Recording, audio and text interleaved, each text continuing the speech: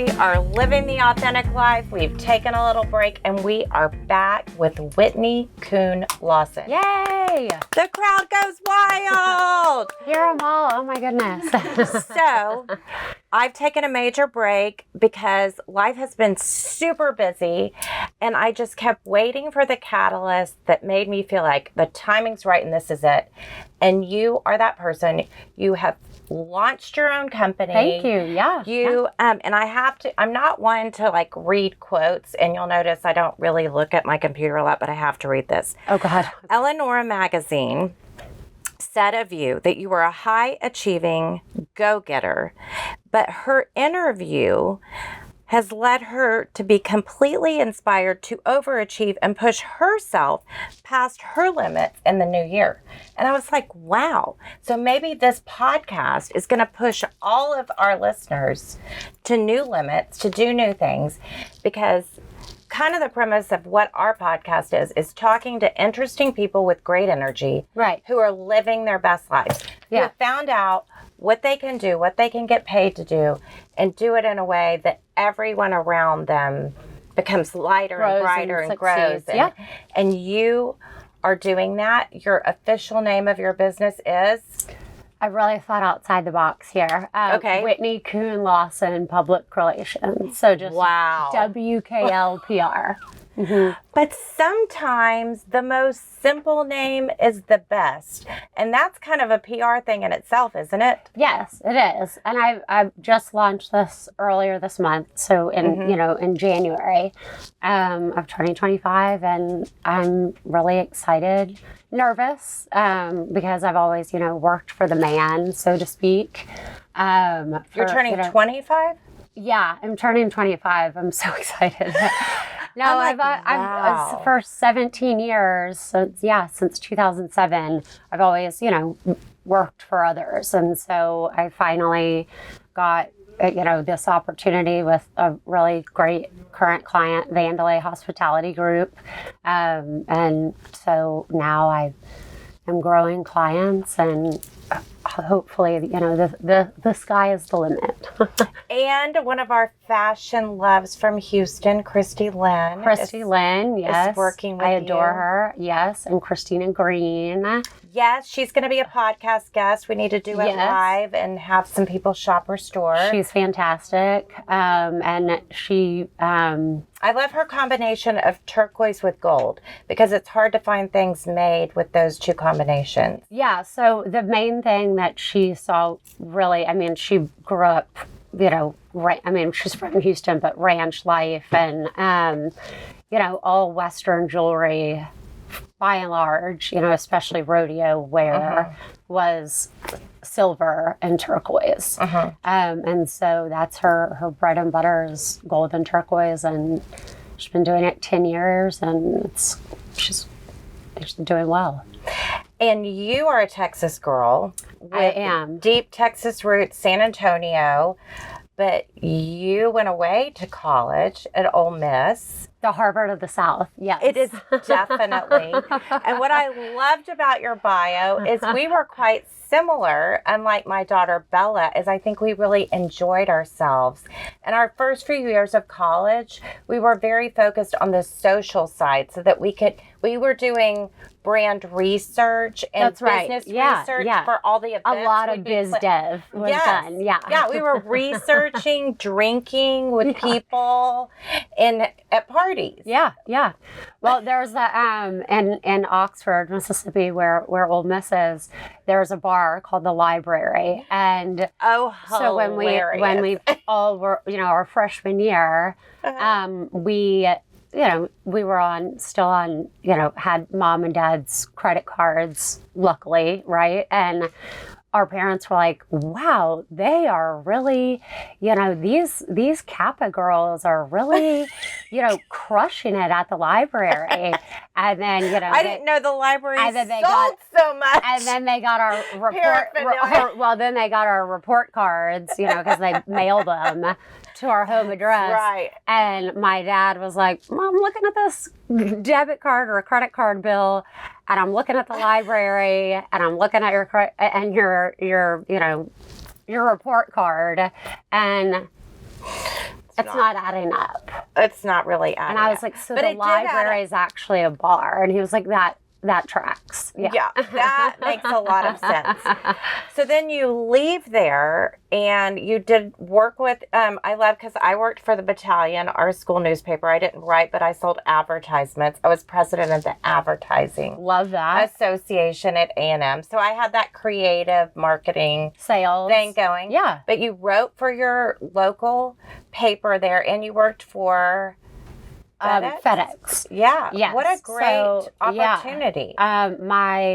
One of my PR professors, Robin Street, who I love, you had to have an internship and, apply. And so I got the FedEx internship. And FedEx is headquartered out of Memphis, Tennessee, which is about 45 ish minutes north of Oxford. So I was up there like my junior or senior year, twice a week. Oh, wow. That's a commitment. And I love that you, a big other thing that I find with people that really seem to shine brightly is community is real important to them. And they have found people that have mentored them along the way. And I noticed that was a big part of your story, that you mentioned this woman, someone in high school, your parents. Talk about this impact and how you feel like that kind of led you to where you are. Yeah, I mean, I have knock on Louis Vuitton. Knock on Louis Vuitton, right? Knock on wood, but I've been afforded some incredible opportunities throughout my, career. And I've had some really, really great bosses and mentors who have, and they are, people that are at the top of their game in the industry. I mean, Fred Smith, who was who started FedEx and was the CEO for a long time, up until I think just recently. But and you personally got to know him? I walked into his office. I was told he was not there. I walked in with the 2007 or 2008 sustainability report, and it was over my head. Like a physical report. Oh, I mean, yes, you're delivering it. Yes. I walk in. Not sustainable on paper. Right, exactly. Killed a lot of trees to get this to you, right, exactly. Go green, here it is. And so I walked in and I was startled because he was there and I went like this. And so it was this, it was bad. No! And how to make an impact. Yeah. I'm Whitney. Yeah. First impressions. I'm the intern. It's like page 543 is here. Page 17 is here. I'm on the floor anyway. And so, but we got to talking and you had a lot of time to talk. We had plenty of time to talk. I left knowing his social security number. No, I'm kidding. But yeah, we started chatting as I'm fumbling, and he ended up having 2 children who lived in Washington, D.C. And that's where I was moving after college. And so he's like, oh, well, let me call them. And one of his sons, that is at the time, chills. Arthur Smith, he was coaching for the Redskins at the time. And then I know now, I want to say did then the Titans, and then he was just maybe the head coach of whatever team was in Atlanta, Falcons. Sure. Yay, sports. Sports girls, we got this. And so, and then his daughter Sam at the time was on the the McCain-Palin campaign. Oh, but wow. So he was like, oh, you're a member of DC, okay. And I reached out, and then I reached out to both of them on Facebook, and we still keep in touch. And so that's, one example, but, But amazing that you took this, and I say this, life isn't about the good things. It's how you handle the challenges. That's where it really shows your worth. And I feel like you, instead of melting and crying and running out, you took it as an opportunity to meet this really interesting guy who had compassion for you in an awkward situation and connected and thought, what if my daughter did this? Well, and his daughter and I are the exact same age. And so, she's like, I could see my daughter doing this, and I would want someone to give her grace. She's significantly more polished than I am, and she would never fumble a report. She was at Google for a long time, and then now she works at FedEx. But I also think that's the most incredible part of people in PR, and like I feel like that has made my journey more interesting as I meet interesting people and I don't let go of them. Yeah. I stay in touch with them. Same. I find a way to connect. I find ways to circle back.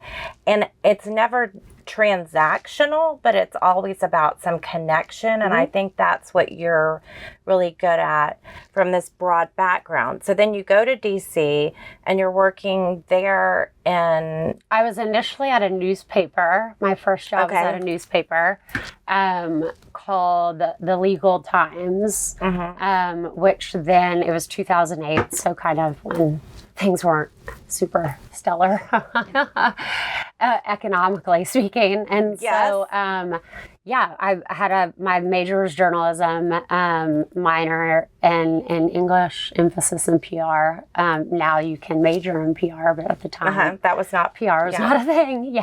And so I had a job at the Legal Times, and then they merged with their sister publication, the National Law Journal.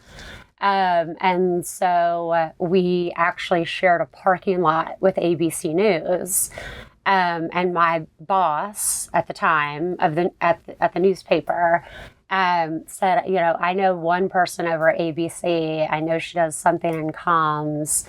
Go over and just meet with her. So my last day at the newspaper, I went over and met with Emily Linsner, who ended up becoming my boss. She was head of comms for ABC News at the time and was for a long time. And then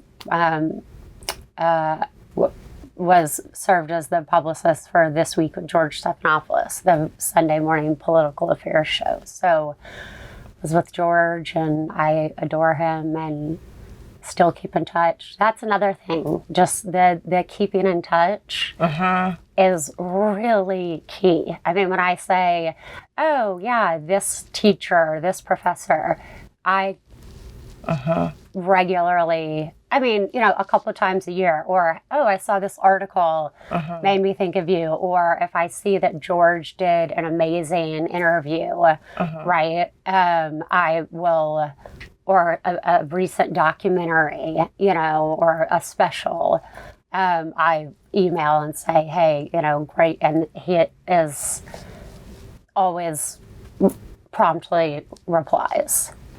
So yeah, staying in touch with people is, it's I don't know, it sounds maybe easier. Yeah, it sounds easy, but we all get busy and with life and with careers and et cetera, but you just, you never know.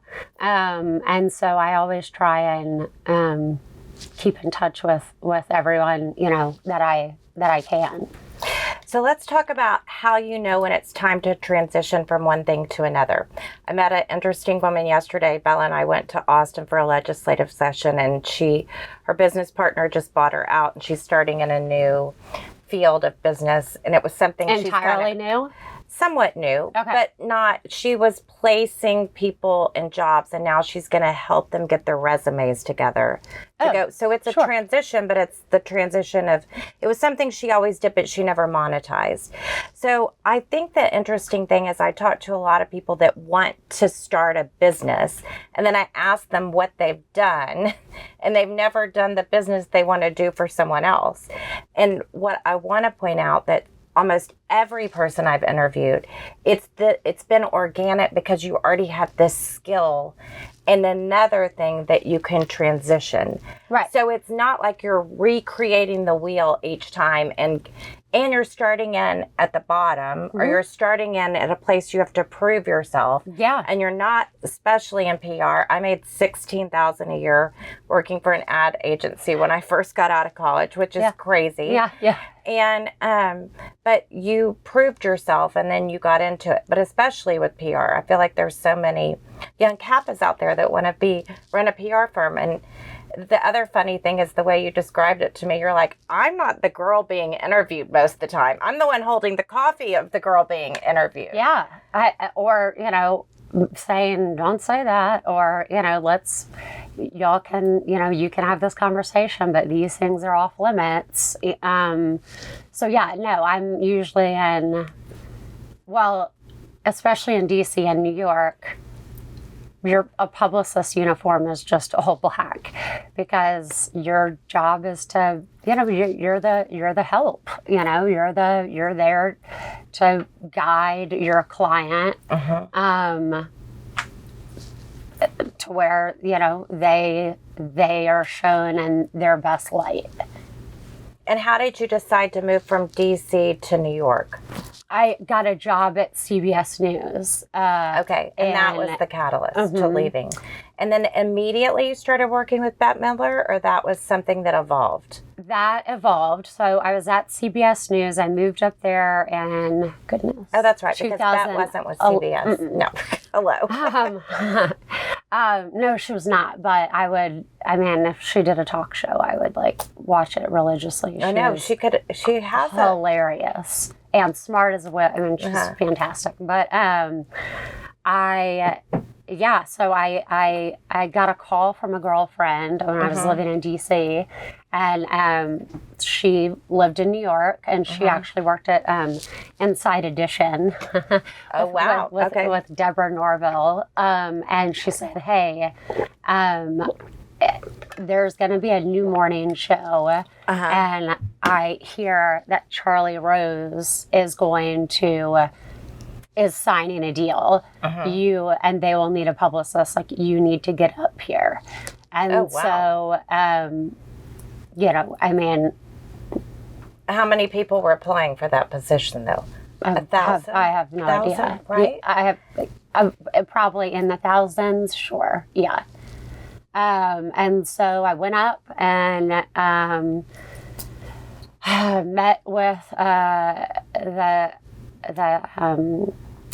SVP at the time, Sonia McNair, and her and I hit it off. And then I moved up in September of 2011, and then we did, practice shows before launching officially, which was in January of 2012.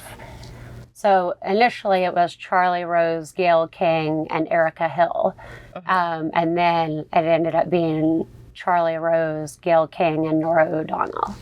And you had really easy hours then, right? You got to sleep late. Yeah.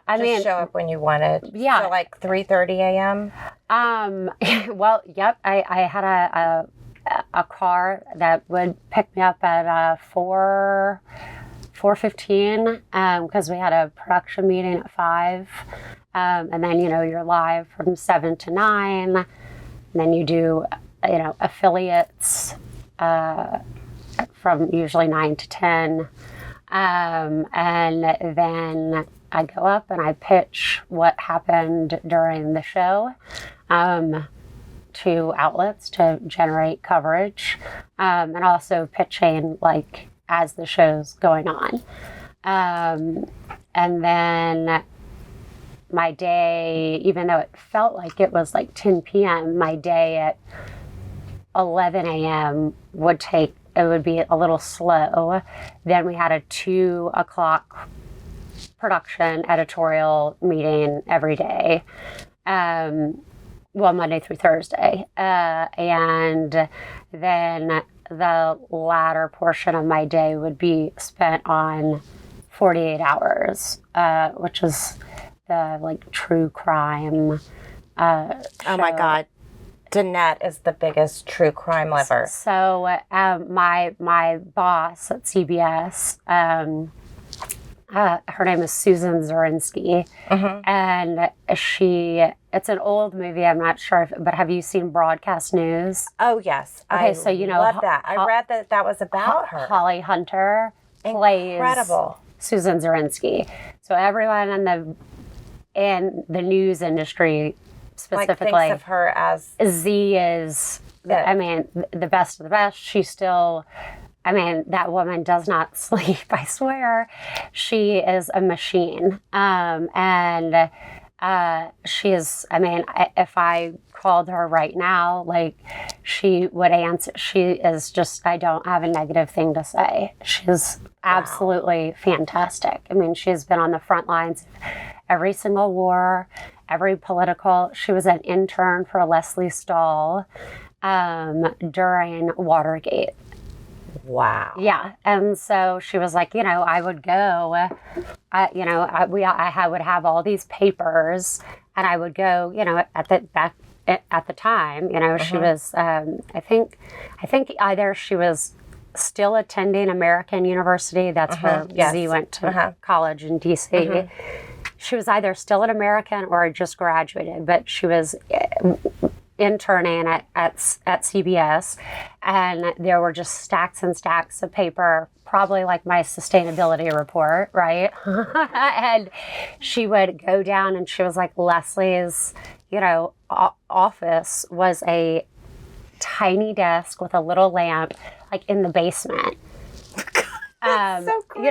Because it was also, women, and it was a different time. And so, she's been with CBS since. Incredible. Yeah. She's amazing. Yeah. Okay, so when did Mark save you from all this? Did he beg you to leave? Were you actually ready to go with him? Yeah. No. You're like, I'm kind of hanging out. Because then we missed the whole, then you move into. Yeah, so I had a friend at the time, Brian Stelter, who was the media writer that was his beat for the New York Times. And then another friend, Alex Weprin, who was at, he was a TV newser, and then I think Variety and Hollywood Reporter.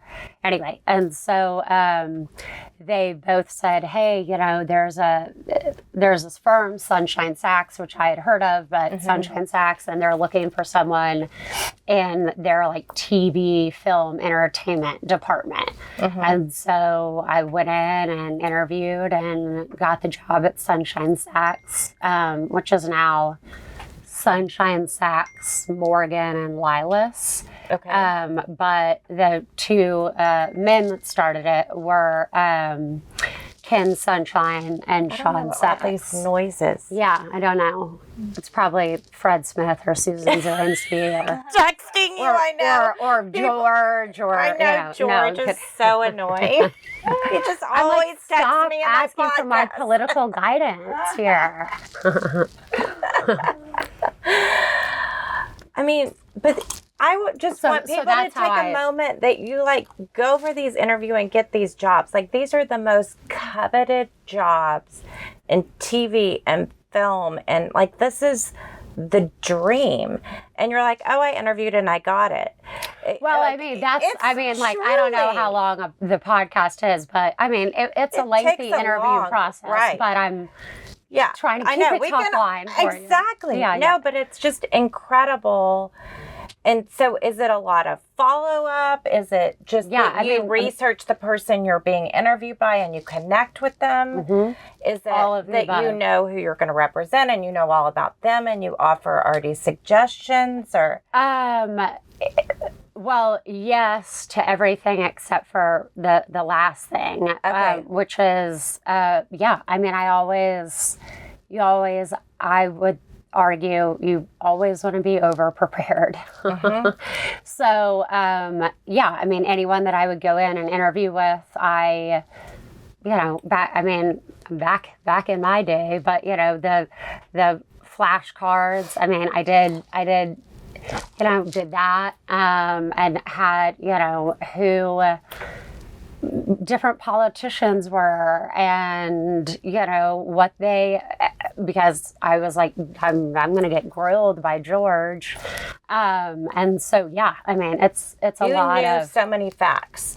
You were prepared. I learned them, and that was, when Bush was leaving office, and Obama came in '08, and then there was Obamacare, and healthcare by and large, it's a tough concept to wrap your head around, and then even though, again, I attended the Harvard of the South, right?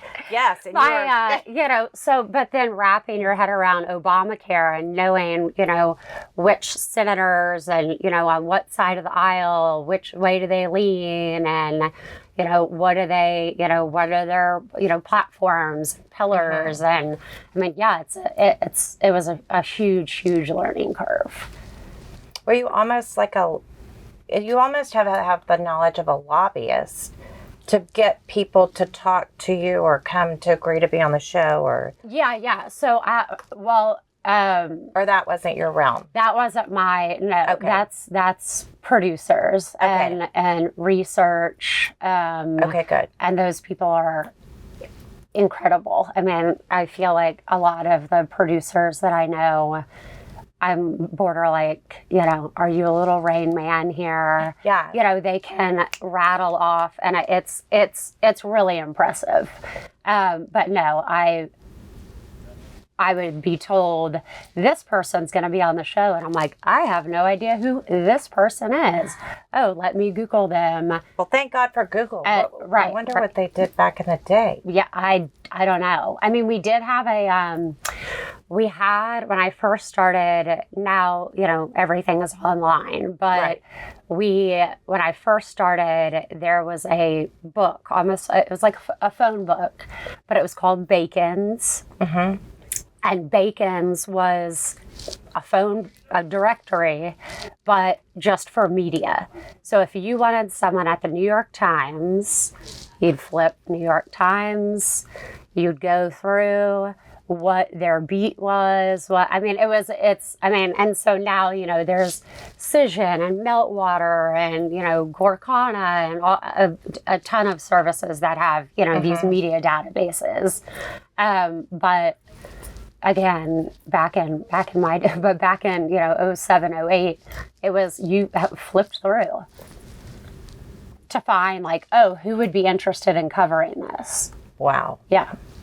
Okay, so then you move over to this film. Sunshine Sex. Yes. And primarily did documentary film, which I'm a big documentary nut.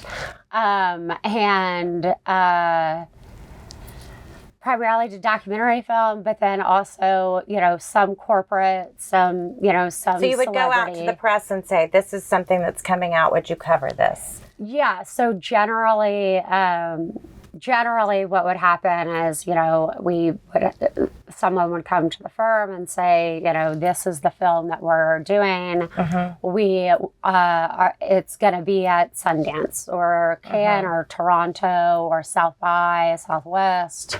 And then you'd have to go to Sundance. Yeah, I'd have to go to Sundance, Did you Park worry? City. I know, bummer. Yeah. So was it fun, or was it just so much work? Because like our Miami Beach show, even though it's in Miami Beach, is literally working 9 a.m.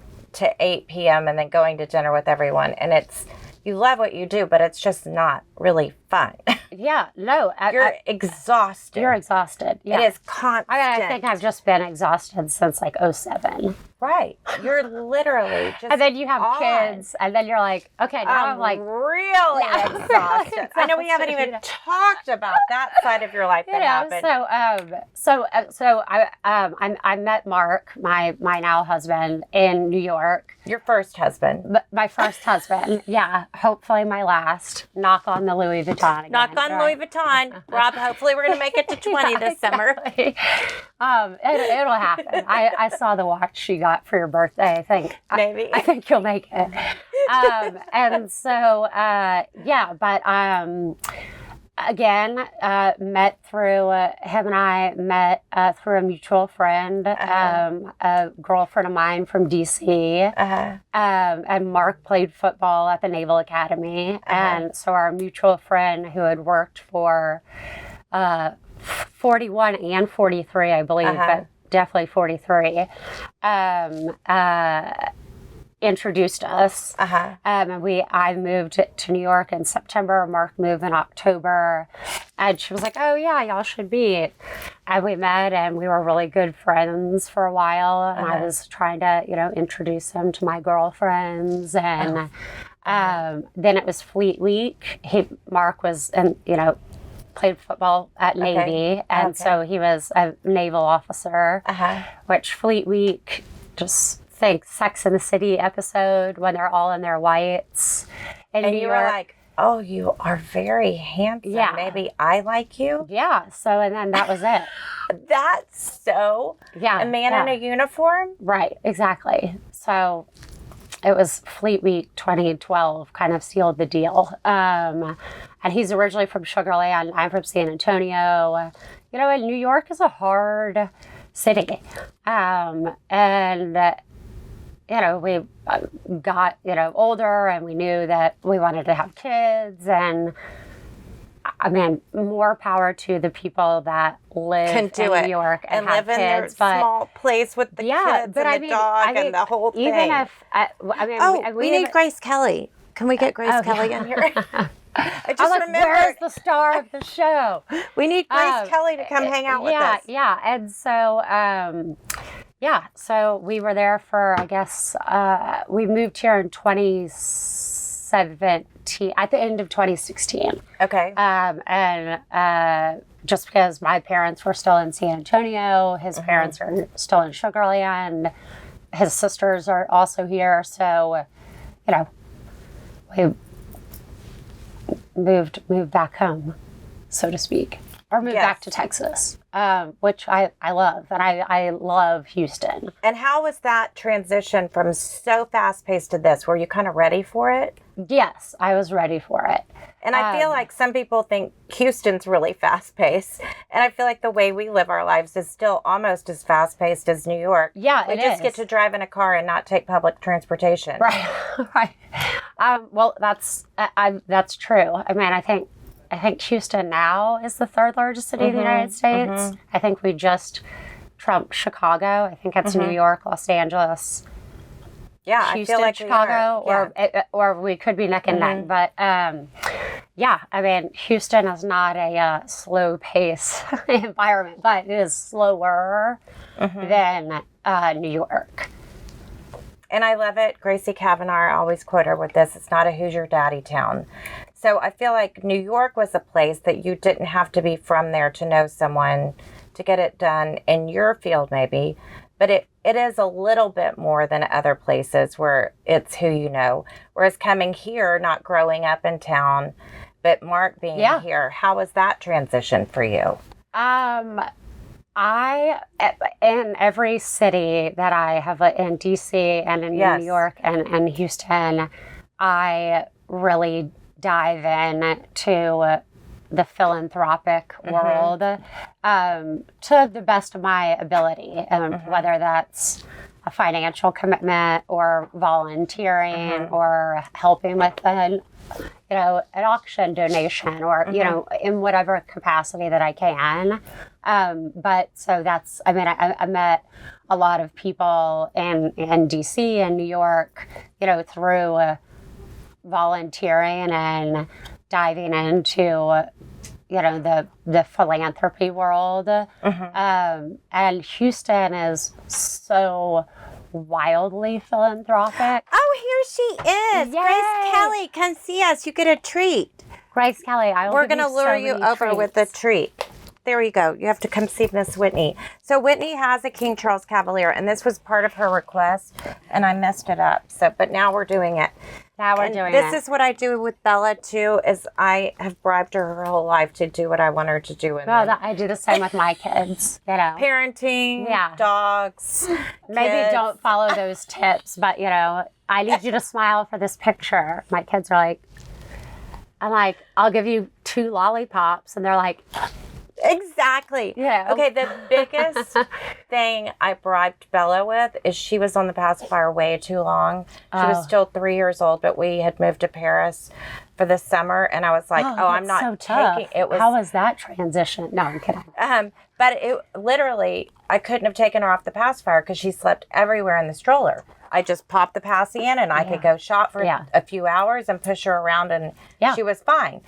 So I bought 7 Disney princess dolls, and she could see them before she went to sleep. I'm like, if you sleep through the night without your pacifier, you get a doll. And by 7 days, it was a habit, and she could do it. Oh, wow.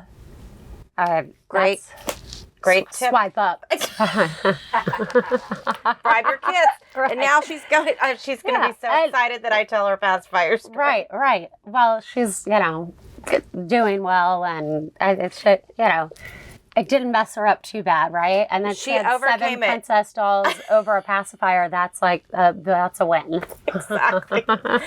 So you did not have to be bribed to move to Houston. You came knowingly, happily. Yeah. You get a job in Houston, and how did it possibly compare to Bette Midler and George Stephanopoulos and Gayle King? You're like, oh, wow. Yeah. So, my first job in Houston was actually at Allied Global Marketing. And so that they do, it was film and TV, but so large studios hire Allied to do their regional publicity. Okay. So, you were still in Fox, which, now, Disney, but, even Amazon and Netflix and like A24 would hire, Allied to do press and different, markets. So I handled Texas, but Houston, specifically Austin, San Antonio,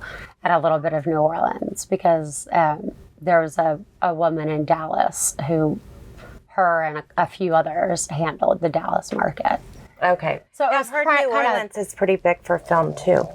There were maybe. Yeah, I mean, oh my gosh, I put her to sleep already. Yeah, I'm like, girl, you just got here. Yeah, she sleeps a lot, and she definitely. So sorry to the viewers. I mean, I'm clearly not entertained. No, she snores every podcast, every one. She starts and she snores very loud. So and then fast forward to you. The time, we worked with you. Rob sold Amelia Earhart's Paddock. I say Paddock because I'm a Texan. But they say Patek. Oh, Patek. Okay. Philippe. Okay. But I don't know who they aren't Texans. But anyway. We're like, that Paddock? Exactly. And Rob calls it Carter instead of Cartier, and Chanel instead of Chanel. Anyway, but Shelby covered that article for us because of your connection with her, and it was really amazing. But then I was so also impressed with your launch at the Drake. I walked into that event, and this is like what our blog is going to be about. We're going to start doing travel blogs of places to go eat. Oh, fun. I say I like where to eat, where to stay, what to do. And my thing that I look at in every city is I like to be around fashionable people. So I want to be around the pretty people. Like, where do the pretty people go? What are they doing? And I was in the room that night going, you covered every age group. You had interesting people I'd never seen before, and everybody was having a great time. And I even recently Googled, preparing for this, some of the pictures from the party. I'm like, never seen them. Yeah. So how do you capture all these groups? Because you collect people that are really interesting. Yeah, I mean, well, I could talk to a brick wall, so there's that. But But you don't have time for that. Yeah, You're talking to pretty people. Right. I'm like, who's the prettiest? I'll speak to you. No, Yes. I'm kidding. And so, yeah, I'm just a people person. I mean, I think it's funny because there's this meme or something that's like, if you talks too much in school, what do you do for a living? And I was like, PR. well, that tracks. PR, communications, media relations. Yes. Yep, totally on brand. But I mean, we go to a lot of events. You especially, I feel like you're at everything, and a lot of times you just, you see the same people and the same, contingency of people, or the same, little kind of circle, which is great. But I like shaking things up a little bit, and I love having friends in different groups and different cultures and different industries. And even if people are, oh my God, You're Grace leaving Kelly. us? Okay, fine. We'll wrap it up. My goodness. Exactly. I'm like, well, there's one less follower or fan. She just goes and lays down. Yeah, and so I love having, the young, hot 20-year-old, influencer friend to the, person, who is a high-profile plastic surgeon and just retired after, 40 years, or, attorneys, or, I mean, you fill in the blank. But I like that. And getting them all in a room, hopefully then they connect and they mix, and then when you invite them to another party, they want to come. Right. Because they've had a good time, they've met interesting people. Right. And they feel like you're elevating everyone and putting light on everyone. Try to. Which is amazing. Yeah. Drake's was that was fun. So that Drake's is Hunter Pond, who owns Vandalay Hospitality Group. That from the doing the Drake's Hollywood opening here in Houston is what then parlayed into me being able to start my own firm, because Vandalay Hospitality Group is my big anchor client. So do you feel like PR is as much, now that we can share so much information ourselves through social media and TikTok and our own email programs, let's talk about how the place for PR has broadened and changed from what your role is, because it used to be PR, I feel like, was, am I going to be in this print publication? Sure. And now there aren't even that many print publications that are as well read as online publications. Well, I mean, online numbers are significantly more than any print. I mean, and that includes, the New York Times and the Wall Street Journal. I mean, online is where most people get their news. But I think really, I mean, there is a big shift in PR and marketing, but that shift, at least in my opinion, is a result of the media landscape changing so drastically. I mean, you said, I mean, I love a hard copy paper. So, I get the Times and the Houston Chronicle and the Wall Street Journal every morning.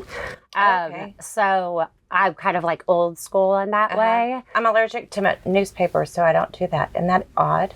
I can read a magazine. Is that a real thing? It is a real thing. My nose runs and I get congested when I read a black and white newspaper. Can you imagine being a journalism major allergic to newspaper print? I'm like hardly allergic to anything. That's so. But a magazine doesn't bother me. It's that black and white, whatever a newspaper is. I don't know the type of paper, but But I'm with you. I like reading a book that has a page that I can turn. I like holding things. But I like also like a hard copy of a book. Okay. Like the like Kindle and the iPad and the even like a floppy book. I just sent thank just you like, notes for a the hard first copy. time that was electronic. I feel really guilty about it, but I sent electronic I thank yous. received that. I thought it was nice. I think any time that people take the time to say thank you, even if it's via text, you just always do it. A handwritten note goes a real long way, but so does a thank you. Okay. You're making me feel less guilty, but yes. Don't. But I'm Catholic, so I feel guilty about everything. I'm except Catholic, shopping. too. Except shopping. I don't feel any guilt about that, Rob. Same. You hear that, Mark? No guilt. No guilt. Guilt-free. Guilt-free. Thank you so much, Mark. Exactly. Okay, so we have to touch on motherhood because, we are business women, but the thing we do with the most passion in our lives is our kids, and then our dogs, and then our husbands, right? Absolutely, in that order. I mean, well, I would put children, my parents, maybe my in-laws, my dog, and then Mark. But yes, probably, Yeah, exactly. And she has a Cavalier. Yeah. Yes. Otis, cutie pie. Okay, so kids, I didn't have Bella till I was 39, and she's had a life of health challenges. And you had kids, but you had a lot of health challenges before you could have kids that really, in the midst of this incredibly respected career, you had all of these things happening. So tell everybody about what parts of it you want to share. Well, I'm an open book, so there's that. What you see is what you get. You either love it or hate it. And I love it. Thank you. And so, I have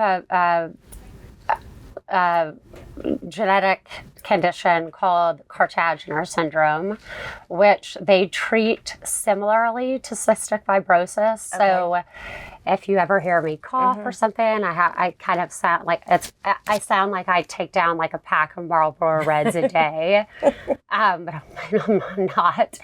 And so it primarily affects your pulmonary system, so your lungs. But it also affects your reproductive system.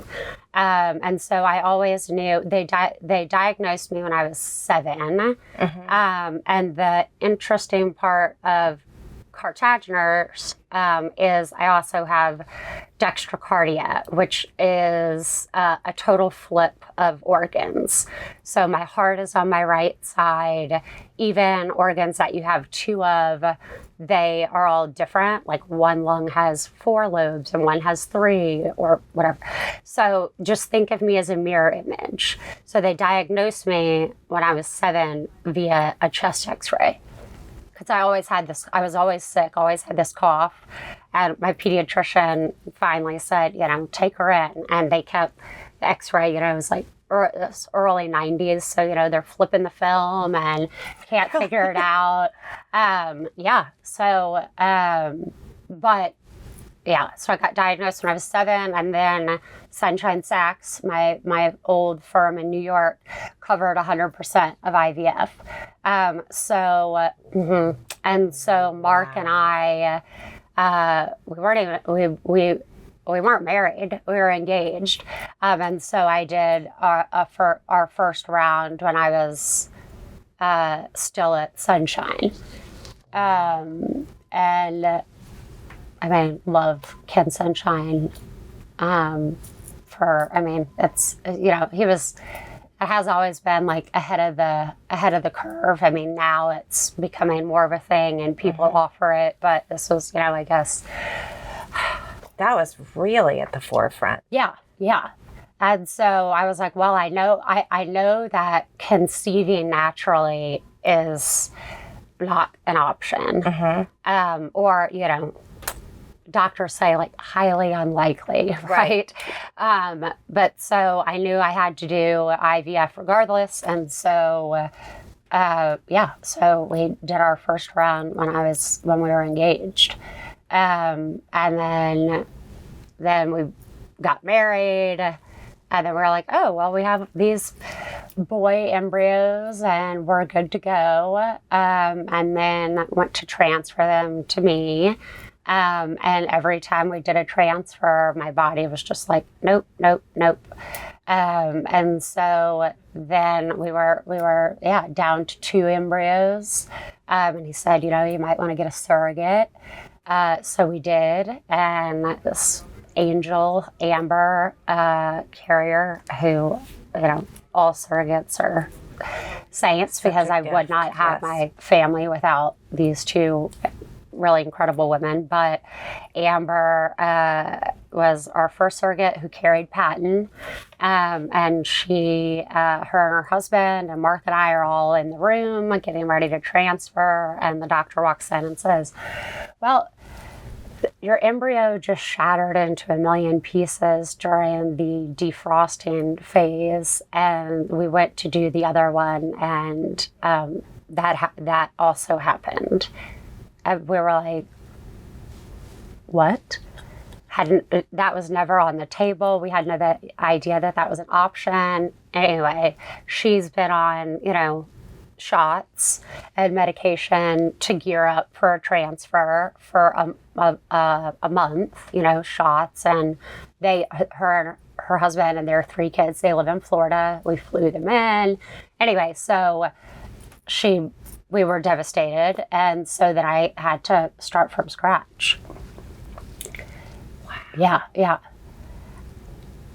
Mm-hmm. And so, anyway, so started from scratch, won a second round. There were no viable embryos. 3rd round ended up with 5 viable, 3 girls and 2 boys. And we had 2 grade A embryos, which are like the most viable. And so one was a boy and one was a girl. And I was like, you could hand me a gorilla, a pet giraffe, and I would take any, I don't care gender, I just want, and I think that's true for hopefully everyone, but you just want a healthy kid. And so I asked the embryologist, what would you do? And she said, I'd do the one that I have more data on. And they had like 4 or 5 more cells on the boy than the girl. And so we transferred the boy, and the boy is Patton, who was born January 2020. And then the surrogacy agency does like a wellness check at 3 months, like, hey girl, you hanging in there? And Patton was the best and so easy, great kid. And I was like, yeah, this is great. Also, like, we know we have another grade A embryo.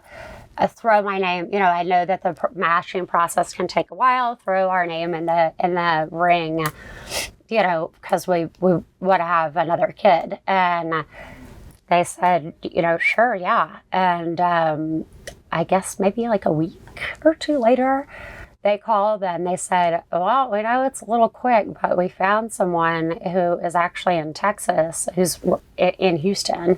I think y'all should meet. And so this is also, January 2020 was when Patton was born. March 2020, everything shut down. Right. So that also made it significantly more challenging because you couldn't meet her or be with her. Right. So everything was Zoom, and if she, but doctor's appointments only, like, she was allowed, so it was challenging. But then, Debbie is her name. She delivered Wheezy, Vivian Louise Lawson, but we call her Wheezy, in June of 2021. Wow. So, Patton just turned 5. And Irish twins, is that the reference? I think so. I think they're like 17, 18 months. Yeah. And, they're great. And I owe, Amber and Debbie everything, because I wouldn't have a family without either of those women. And what I love is you're so committed to them, and you're so committed to everything you say you're going to do, which is not a normal thing. A lot of people say they're going to attend something and don't. A lot of people offer to support and don't, and you Sure. have done everything you said you'd do, and the only time you back out is when something comes up with family. And I love that too, because I think it's hard. We have to as business women, we have to prioritize, but I also know that Mark steps in and he values your career Right. as much as he values his career. And I don't think that was always the case for men and women years ago. For and sure, I think yeah. it's really incredible to have a partner that's that supportive of the journey. And then, of course, your parents are a big part of it too. And I value my parents in raising Bella, and I only have one. Like, I couldn't have done it without them. So Yeah. I mean, kudos to the village, right? Right. I mean, I said at both baby showers, but, they say that raising a kid, it takes a village. And I was like, but sometimes even having a kid takes a village. And I am so grateful that I have this amazing village from, the Surrogate Solutions, the surrogacy agency at the time. They've now changed their name. Which I think creating happy families, but don't really do that. To, Amber and Debbie and nurses and doctors and, friends and, my frame of reference on surrogacy was that movie Baby Mama with Amy Poehler and Tina Fey. I don't know if you've seen it. I haven't. Maybe it's pretty funny. Yeah, it's funny. It's funny. Yes. And the Kardashians. So I didn't know anyone that had done surrogacy. And so when that was the option, friends of friends introduced me to, and you realize it's a lot more commonplace than what. Well, yeah, and I mean those women whom I've still never met face to face.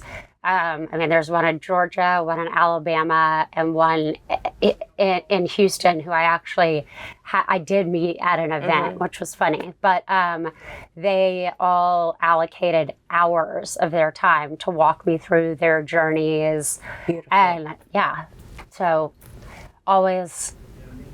I try to always pay it forward. Yeah, I love that. In whatever capacity I can. Well, you have to go to a kid event. Speaking of... Yeah, I have a parent-teacher conference for Wheezy, who's my 3.5-year-old. Who is the stellar, perfect child. Going on 13. Yeah. So yesterday was Patton's, and that was just, 5 stars. Like, golden child. Yes, ma'am. No, ma'am. So helpful. Just crushing it. And so, Patton is just like Mark, my husband, and Wheezy is just like me. And it's tough looking in the mirror, So, yeah, I can't wait to see what comes of this parent-teacher conference. Should be pretty interesting. Yes. So, on that note, we have to wrap up. Tell them what jewels you're wearing from the Vintage Contessa. Oh, goodness. Okay. Wait, are my earrings? Might be from y'all. Chanel. Yes. This ruby and diamond necklace. We just gifted that to her. Yeah, for being on the podcast. And then also the watch. They also gifted the watch. Tubagoss. Okay. Yes. But at Texas Wacy, two baggers. Two baggers. Yeah, exactly. The snake watch. Yeah. From Bulgari. Yeah. And then this one I got in round top. Yep. Yeah. Fun. So I thought that was fun. And then these are just Christina Green.